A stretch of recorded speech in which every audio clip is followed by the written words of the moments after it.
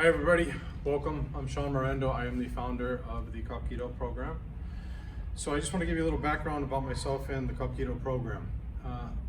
Copkido was derived, it's a word derived from the word Hapkido.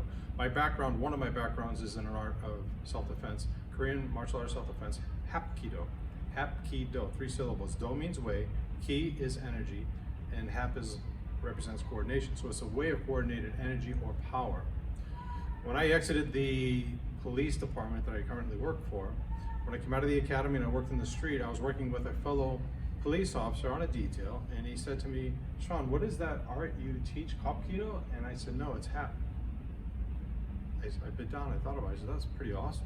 I said to him, I said, do you know what that means? He said, "No." So I explained to him the meaning of Hapkido, do, way, ki, energy, and hap, coordination, the way of coordinated energy or power. And then I said, Copkido would mean way, energy of a police officer, okay? So I said, that's awesome. He says, "Take it." And I said, "You're sure?" He said, "Yeah." So I trademarked that in the United States, and now I own it internationally as well.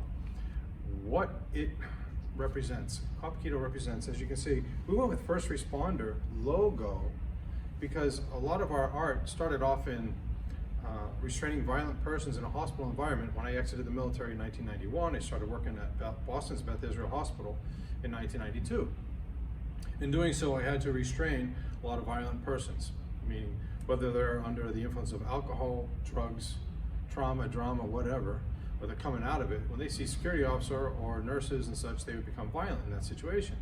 We would have to restrain them using the best training we had at that time. With my background in Hapkido, I was fortunate enough to use joint locks and methods of restraint to restrain these people instead of using violent second nature skills that most primitive people resort to, okay? Primitive meaning we're raised in, as kids, coming out of a crib and everything, and we kick and we punch and scream in order to get mom's attention to get us out of the crib, or we want a pacifier or a bottle of milk or whatever it is. So in order to get what we want, we would resort to primitive actions. That's why I say primitive, yes, okay?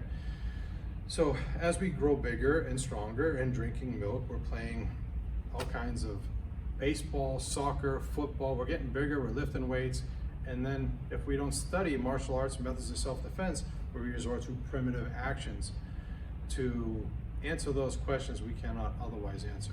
Somebody gets violent in front of us and we don't know how to respond properly, we respond with smacks, punches, kicks, elbows, whatever it is, in order to get past that, to defend ourselves. Now, with these methods of Copkido, I've studied martial arts since I was 12 years old. I'm now 58, all right? So 46 later, this is what I have, 46 years later.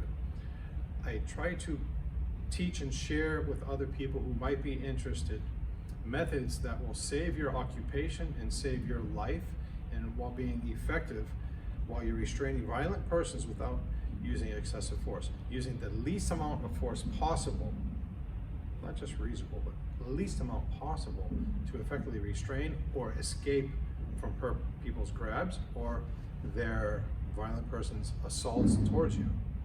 How professional do you look by using methods of restraint in order to answer such a violent confrontation versus punching? Anybody can hit a person, but like one of my top students said to me, it takes a separate skill, a different level of skill to be able to restrain a person, de-escalate a person, and move a person from one place to another without incurring any bruises on that person, right?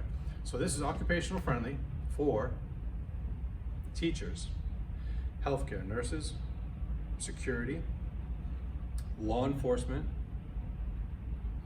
flight attendants, and we're also making it for domestic violence, all right? Because we're showing people how to get away from a lot of the most common grabs that a person might grab onto you for.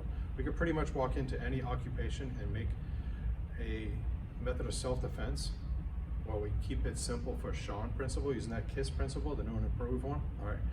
And make it easy for anyone to use in any environment, all right? So that's the background of Copkido, where it comes from, me in a nutshell. Hope you enjoyed. Thank you.